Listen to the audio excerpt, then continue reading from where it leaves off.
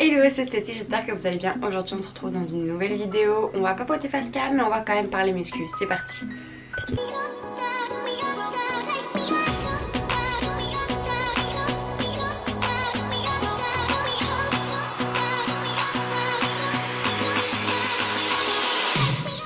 Je ne sais pas vraiment par où commencer cette vidéo dans le sens où je ne l'ai pas spécialement préparée. Je me suis dit je vais y aller au feeling. Si vous l'entendez, effectivement Jojo est parmi nous pour cette vidéo. Espérons qu'il ne ronchonne pas trop, hein. Peut-être va-t-il nous donner son avis sur mes propos. On va voir ça. Bref, aujourd'hui on va parler des haltères, de leur importance. Je veux en parler aussi parce que on est en plein confinement et je pense que c'est loin d'être le dernier confinement qu'on va avoir.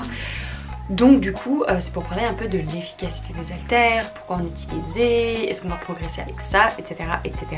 Premièrement, je vais vous parler un peu de mon expérience avec les haltères parce que j'en utilise depuis le début, parce que j'ai commencé à muscu à la maison il y a 5 ans et c'est la première chose que j'ai acheté avec une kettlebell. Pourquoi j'avais choisi les haltères? Parce que c'était quelque chose qui me permettait de faire énormément d'exercices pour tout le corps. C'est ce qui était pour moi le plus polyvalent, qui me permettait de faire autant le haut du corps que le bas du corps.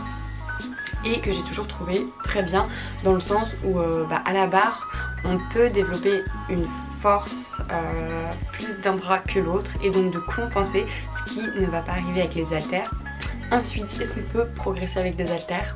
Pour moi je dirais oui, avec une seule paire d'haltères. Par contre je dirais non, parce qu'il y a forcément des choses où on va avoir besoin d'augmenter le poids.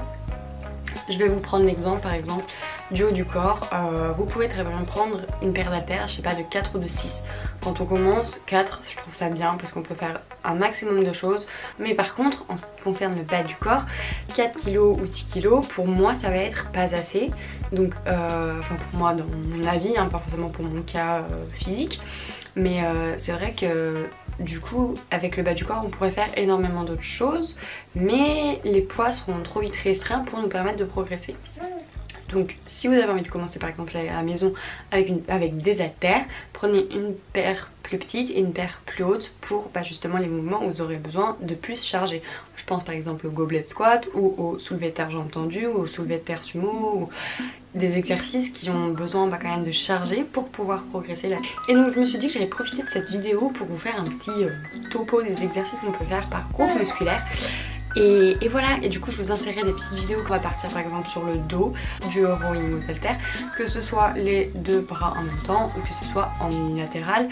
Soit vous vous mettez en gainage et du coup vous appuyez sur rien du tout, soit vous mettez la main sur le bord d'une table ou d'une chaise, etc.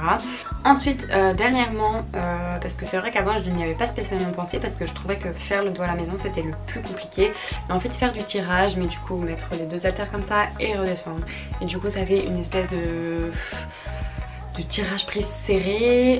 On pourrait très bien le faire aussi en large, en soi, j'imagine. Je l'ai jamais essayé mais ça pourrait être pas mal. Et le faire également du coup en horizontal. Mais c'est vrai qu'en horizontal c'est beaucoup plus compliqué, je dois avouer, ça demande énormément de gainage. Ah oui, toi aussi t'es d'accord? C'est ça? T'es d'accord? Donc pour le dos vous avez déjà 4 exercices aux haltères.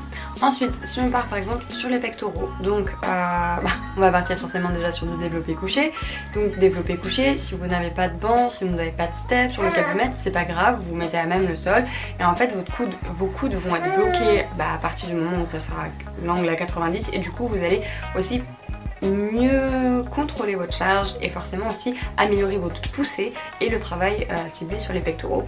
Donc ce n'est pas plus mal. Dans la même position on peut également faire du coup de l'écarté, c'est exactement la même chose, on va pas descendre trop bas, on va pas abîmer entre guillemets l'articulation, on va remonter et donc sur la poussée c'est pareil, on va améliorer notre force, etc. Bref, donc vous avez le développé couché, de l'écarté, vous pouvez faire également, j'ai perdu le nom mais du coup quand on remonte comme ça, je sais même pas si j'avais filmé celui-là.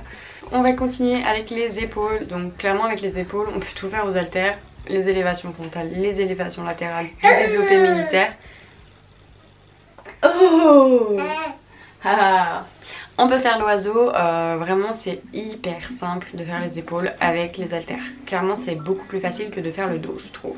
Ensuite, si on part par exemple pour les biceps, on a du biceps curl aux haltères, on peut faire du biceps curl incliné, on peut faire du biceps curl en prise marteau, du curl biceps mais du coup en prise supination et la pronation. Pas que je me trompe, à chaque fois j'inverse les deux termes. Enfin bref, du coup voilà, donc ça fait déjà pas mal d'exercices.